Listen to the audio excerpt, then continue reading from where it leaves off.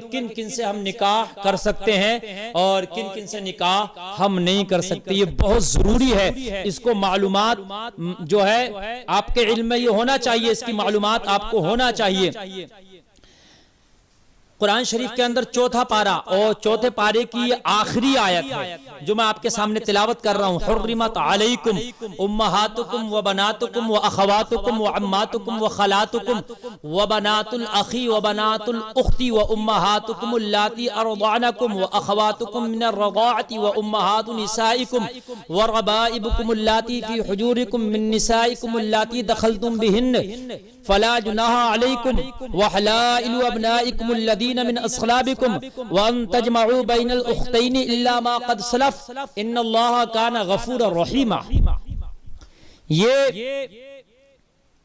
आपको इस आयत के ज़िम्न में, इसके तहत मैं सब आपको बताऊंगा कि किन किन से आप निकाह कर सकते हैं।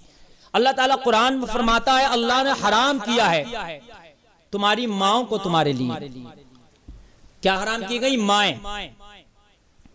मां से निकाह नहीं हो सकता। बहन भी हराम है, बहन से निकाह नहीं हो सकता। बहन से मुराद यहां सगी बहन मुराद है,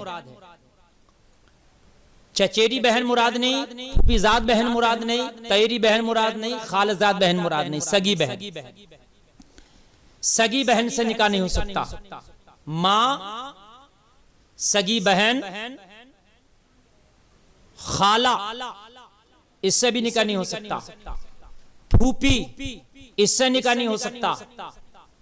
भतीजी, इससे निकाह नहीं हो सकता। भांजी, इनसे निकाह नहीं हो सकता। दूध की शरीक बहनें, यानी जो रजाई बहन है, सगी तो नहीं है लेकिन जिसका दूध तुमने पिया उसी का दूध उसने पिया, तो वो रजाई बहन हो गई, इससे भी निकाह नहीं हो सकता।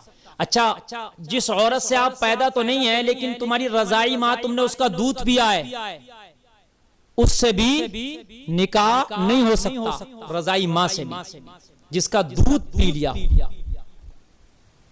ऐसे ही दो सगी बहनों को एक वक्त में आप नहीं कर सकते शामिल। समझ रहे हैं आप? दो सगी बहनों को भी।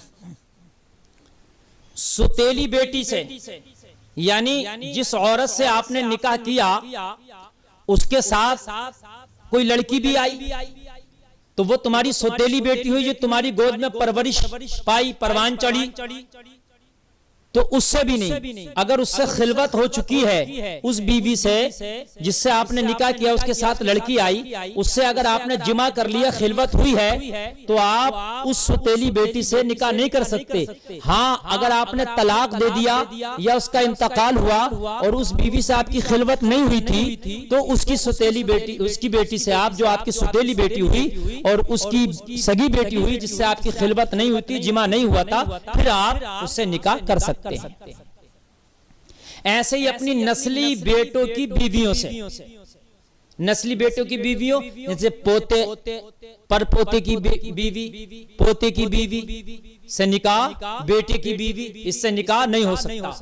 ऐसे ही बीवी की मां, उससे निकाह नहीं हो सकता। समझ लें आप? उससे निकाह नहीं हो सकता। जिसको सास कहिएगा, सास से भी निकाह नहीं हो सकता। इनसे निकाह हराम है। अच्छा, फूफी की बेटी से निकाह हो सकता है, मामा की बेटी से भी निकाह हो सकता है, खाला की बेटी से भी निकाह हो सकता है, चाचा की बेटी से भी निकाह हो सकता है, ताया की बेटी से भी निकाह हो सकता है। ऐसे ही भाई बहन की बेटी से, भांजी से निकाह नहीं हो सकता। मामा और भांजी का, जैसे भतीजी से नहीं हो सकता निकाह, ऐसे ही भांजी से भी निकाह नहीं हो सकता। अच्छा, दो बहनों को एक साथ में जमा करके उनसे निकाह करना चाहे नहीं हो सकता, लेकिन एक बहन का इंतकाल हो गया, उसके बाद उसकी दूसरी बहन से अगर निकाह करना चाहे तो हर्ज नहीं, निकाह हो सकता है। भाई का इंतकाल हो गया तो भाई की बीवी से भी निकाह हो सकता है, हलाल। जैसे अपनी साली से निकाह हो सकता है बीवी के मरने के बाद, इंतकाल के बाद या तलाक के बाद। ऐसे ही भाई के इंतकाल के बाद भाई की बीवी से भी निकाह हो सकता है। ये थी वो कि जिनसे हमारा निकाह हो सकता था। बहुत से लोग सोचते हैं कि फुप्पी की बेटी से निकाह नहीं हो सकता, मामा की बेटी से हो सकता, लेकिन फुप्पी की बेटी से नहीं हो सकता। जैसे मामा की बेटी से निकाह हो सकता है, वैसे ही फुप्पी की बेटी से भी निकाह हो सकता है। कान खोल कर सुन ले। बहुत से लोग सोचते हैं उल्टा पानी चल रहा है, ये सीधा पानी। उल्टा पानी ये सीधा पानी कुछ नहीं है।